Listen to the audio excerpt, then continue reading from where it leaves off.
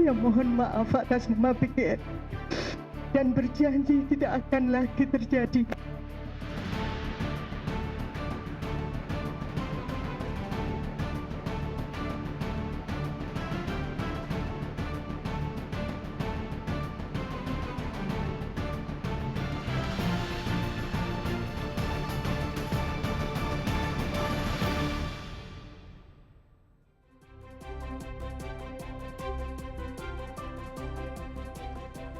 Selamat malam, selamat bergabung di Economic with me, Ruli Kurniawan.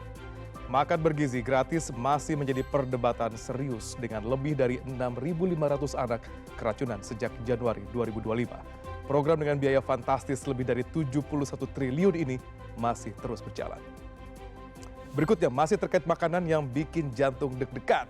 Makanan yang terkontaminasi diduga akibat radiasi reaktor nuklir ditemukan di Serang, Banten. Apa yang akan terjadi bila tubuh mengkonsumsi makanan yang terkena radioaktif ini? Kita akan membahasnya sesaat lagi. Dan kita akan bahas update isu-isu ekonomi di Indonesia dan dunia. Dan isu-isu ini adalah topik with the highest traffic atau yang paling banyak ditonton, di komen dan di like selama seminggu terakhir. Sekaligus yang paling mempengaruhi hajat hidup orang banyak. Kita sama-sama, kira-kira apa saja?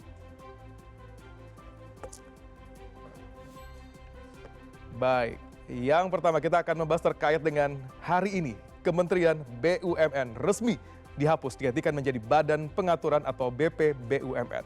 DPR RI resmi mengesahkan rancangan Undang-Undang Perubahan keempat Undang-Undang Nomor 19 Tahun 2003 tentang BUMN yang menyatakan peralihan status Kementerian BUMN menjadi Badan Pengaturan BUMN atau BP BUMN. Revisi ini Undang-Undang BUMN juga mengatakan karyawan BUMN dapat menduduki jabatan direksi, dewan komisaris, atau jabatan manajerial lainnya di BUMN, di mana hal ini dilakukan berdasarkan kesetaraan gender. Pengesahan dilakukan dalam sidang paripurna yang dipimpin Wakil Ketua DPR Sufmi Dasko Ahmad. Langkah ini diharapkan memperkuat transparansi, akuntabilitas, dan profesionalisme dalam pengelolaan perusahaan pelat merah di masa mendatang. Setidaknya ada 11 poin krusial yang diubah. Di antaranya status kementerian menjadi badan pengaturan hingga larangan rangkap jabatan menteri dan wakil menteri sebagai pejabat BUMN. Dan berikut pernyataan dari Kepala Bappenas. Pegawai kementerian yang menyelenggarakan urusan pemerintahan di bidang BUMN dialihkan menjadi pegawai BP BUMN sesuai dengan ketentuan peraturan perundang-undangan dan penguatan kewenangan Badan Danantara untuk bertindak sebagai penjamin holding investasi dengan persetujuan Dewan Pengawas. Dan tadi berikut pernyataan dari Menteri Pan-RB, Ibu Rini. Dan kalau tadi berbicara dengan Bu Rini, kita sekarang kembali ke Menteri Keuangan Pak Purbaya Yudi Sadewa. Ia melontarkan kritik tajam kepada Pertamina terkait ketiadaan pembangunan kilang minyak baru. Menurut Purbaya, ketiadaan pembangunan kilang bukan karena Indonesia tidak mampu, melainkan karena internal Pertamina yang disebut malas-malasan. Terlebih tawaran investor asing pun sempat ditolak. Kita pernah bangun kilang baru enggak? Enggak pernah. Sejak kritis sampai sekarang enggak pernah bangun kilang baru. Jadi nanti bapak-bapak kalau ibu-ibu ketemu Danantara lagi, minta Pertamina bangun kilang baru. Saya pernah, waktu saya di Maritim, saya pernah tekan mereka tahun 2018 untuk bangun kilang. Mereka janji mereka akan bangun 7 kilang baru dalam waktu 5 tahun. Sampai sekarang kan enggak ada satupun. Jadi Bapak tolong kontrol mereka juga. Dari saya kontrol, dari Bapak-Bapak juga kontrol. Karena kita rugi besar. Karena kita impor dari mana? Dari Singapura. Minyak, produk minyaknya. Jadi kilang itu, bukan kita nggak bisa bikin, atau kita nggak bisa bikin proyeknya. Cuman Pertaminanya males-malesan aja. Saya pernah kasih ke mereka, biar aja karena mereka jelek-jelekin saya kemarin kan. Saya pernah kasih tawaran ke mereka, kalau nggak bisa bikin ya udah, ini ada investor dari Cina mau bangun kilang, Anda perlu beli 30 tahun, setelah 30 tahun Anda dapat kilangnya gratis. Pertamina bilang, kami keberatan dengan usul tersebut karena kami sudah over capacity. Waktu saya kaget, over capacity apa? Kami sudah rencana bangun 7 kilang baru, satu pun nggak jadi kan? Mereka bilang, iya tapi ke depan akan jadi, sampai sekarang nggak jadi.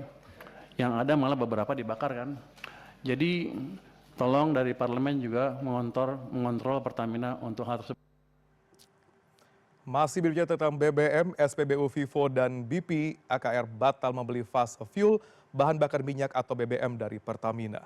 Keputusan ini diambil karena adanya kandungan etanol sebesar 3,5% pada produk yang ditawarkan oleh perusahaan minyak berpelat merah.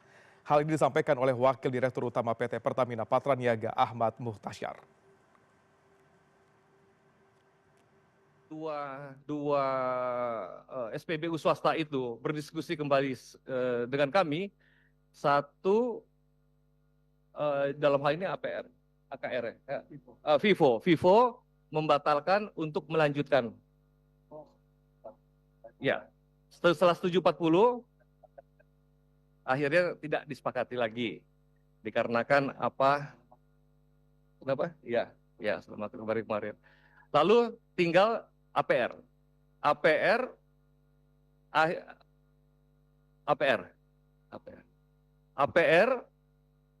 akhirnya tidak juga.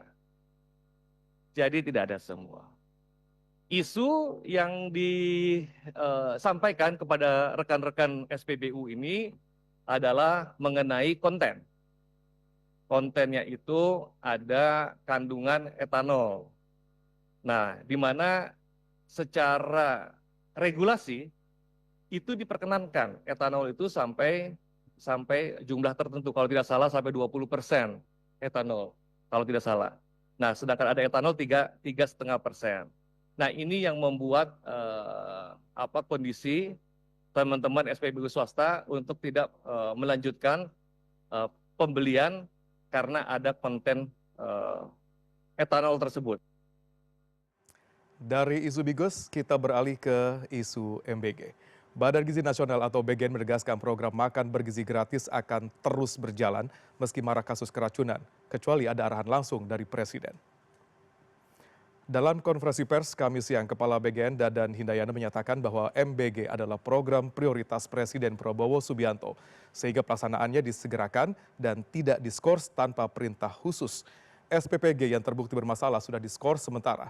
Sementara untuk seluruh SPPG diwajibkan memenuhi sertifikasi like hygiene sanitasi, kemudian hazard analysis and critical control point, nomor kontrol veteriner atau NKV, dan sertifikasi halal. Pesan ini menegaskan bahwa langkah program MBG tergantung arahan Presiden selanjutnya demi menjaga kepercayaan publik dan keamanan pangan. Saya tetap diperintahkan oleh Pak Presiden untuk melakukan percepatan karena banyak anak, banyak orang tua yang menantikan terkait kapan menerima makan bergizi gratis. Di luar perintah itu saya tetap melaksanakan kecuali nanti Pak Presiden mengeluarkan perintah lain. Masih membahas program prioritas pemerintah di mana program magang nasional dengan target menyerap 20.000 lulusan baru atau fresh graduate akan mulai dibuka pada 15 Oktober ini. Peserta bisa mendaftar melalui platform website siapkerja.kemenaker.go.id. Di mana Rabu siang Menteri Ketenagakerjaan Yasserli menjelaskan mulai 1 hingga 7 Oktober perusahaan baik itu BUMN atau swasta sudah bisa mengajukan permohonan kebutuhan magang melalui sistem Siap Kerja. Syaratnya perusahaan harus berkomitmen menyiapkan mentor dan sertifikat magang kepada seluruh peserta. Setelah itu lulusan baru mulai bisa mendaftar dan memilih posisi magang pada tanggal 7 hingga 13 Oktober. 20.000 kuota dari pemerintah akan dibagi secara proporsional menyesuaikan jumlah lulusan baru di setiap provinsi. Peserta magang nasional akan mendapatkan gaji sesuai upah minimum kabupaten kota selama 6 bulan periode magang nasional. Dan berikut kita akan membahas terkait dengan lagi-lagi Menteri Keuangan Purbaya. Menteri Keuangan Purbaya Yudi Sadewa menanggapi santai protes yang dilayangkan kepada dirinya terkait keputusan untuk tidak menaikkan cukai rokok. Purbaya menyampaikan dalam setiap kebijakan pro dan kontra merupakan hal biasa. Protes imbas kebijakan Menteri Purbaya disampaikan sejumlah pihak dengan mengirimkan karangan bunga ke kantor Kementerian Keuangan yang berisi kalimat sarkastik mengenai keputusan tidak menaikkan cukai rokok. Purbaya ketika ditemui di istana pada Selasa mengakui tak masalah soal karangan bunga tersebut dan tetap pada pendiriannya untuk tidak menaikkan cukai rokok agar tidak mematikan industri tersebut. Suka dan tidak suka. Nggak apa-apa, jadi gini, setiap kebijakan kan ada pro dan kontra. Ada yang suka nggak suka. Cuman kita lihat yang mana yang paling bermanfaat buat ekonomi dan masyarakat, itu yang kita kerjakan. Kan sudah hitung alasannya kenapa, karena saya nggak mau industri kita mati. Terus kita biarkan yang ilegal hidup, itu ini ya. Oh nggak naik udah syukur, harusnya kan mereka minta turun, untungnya nggak minta turun sih. Mereka bilang sudah cukup nggak naik, sambil saya jaga market di sini supaya produk-produk ilegal dari luar maupun dari dalam tidak menguasai pasar. Dari dalam negeri kita akan beralih ke luar negeri terkait dengan AS shutdown. Pemerintah Federal Amerika Serikat resmi menghentikan sebagian besar operasionalnya setelah kehabisan dana akibat kebuntuan politik di Kongres. Perselisihan terutama dipicu oleh perdebatan soal pendanaan layanan kesehatan yang kini berdampak luas pada ratusan ribu pegawai pemerintah dan berbagai layanan publik. The federal government is now shut down. It's out of money because Congress can't agree on a funding plan. The main sticking point is health care. Democrats want to reverse Medicaid cuts and stop enhanced Obamacare subsidies from expiring. We need to stop these premiums from going up dramatically. They're arguing a December policy debate for a September funding issue. The Congressional Budget Office estimates about 750,000 federal workers face furloughs. It says they'd otherwise make $400 million a day. Essential employees must work without pay. Social Security checks will come in. National Weather Service, they'll still be producing forecasts. We're talking about the Department of Veterans Affairs. Those will still be open. Medicare will still be going on, and unemployment insurance will, in fact, still be reaching the people who, of course, need it most. The State Department might be slow to issue passports. The military remains in place, but just under half of civilian defense employees are furloughed. National parks have skeleton crews. The FDA says food inspections are affected. As for transportation, about 3/4 of FAA staff are working without pay, a central issue in the last shutdown. 10 controllers actually called out sick, and it led to massive delays. And they said, you know what, we need to end this shutdown. I'm Mimi Kiley reporting. Meskipun pemerintah Federal Amerika Serikat resmi tutup akibat kebuntuan politik di Kongres, sejumlah layanan publik penting masih berjalan. Namun keterbatasan dana membuat sebagian layanan kesehatan, keamanan pangan hingga uji klinis medis terhenti, memunculkan kekhawatiran akan dampak yang lebih luas jika penutupan berlanjut. Despite the government shutdown, some federal agencies have deemed certain services and employees essential, which means Social Security payments will continue. Air traffic controllers and TSA employees will keep flights moving, though without paychecks, and veterans can continue to receive medical and critical care through the Department of Veterans Affairs. The Department of Health and Human Services says the Food and Drug Administration will still respond to emergencies, but be limited in the number of inspections it can do, which experts warn could put the nation's food supply in risky territory. If this goes on for a couple of weeks, that there could be food safety outbreaks that couldn't be coped with. Significant problems could occur in the supply chain. The shutdown also stalling the admission of new patients to National Institutes of Health clinical trials unless medically necessary. So if we're on deck for a clinical trial, that will stop. The Department of Agriculture says nutritional programs like SNAP benefits can continue until funding runs out. The Department of Education says federal student loans will still be dispersed and borrowers are still required to make their payments to avoid default and delinquency. And the Department of the Interior says national parks will stay partially open, a move sharply criticized by park advocates who say it's dangerous for the public to have access, with more than 9,000 agency employees furloughed. In Washington, I'm Karen Kefa. 5.500 kg udang di 26 kontainer milik perusahaan Indonesia ditolak masuk Amerika Serikat karena terkontaminasi radioaktif cesium-137. Bagaimana proteksi untuk bahan makanan lain? Kita akan bahas saat lagi, tetap di Ekonomi.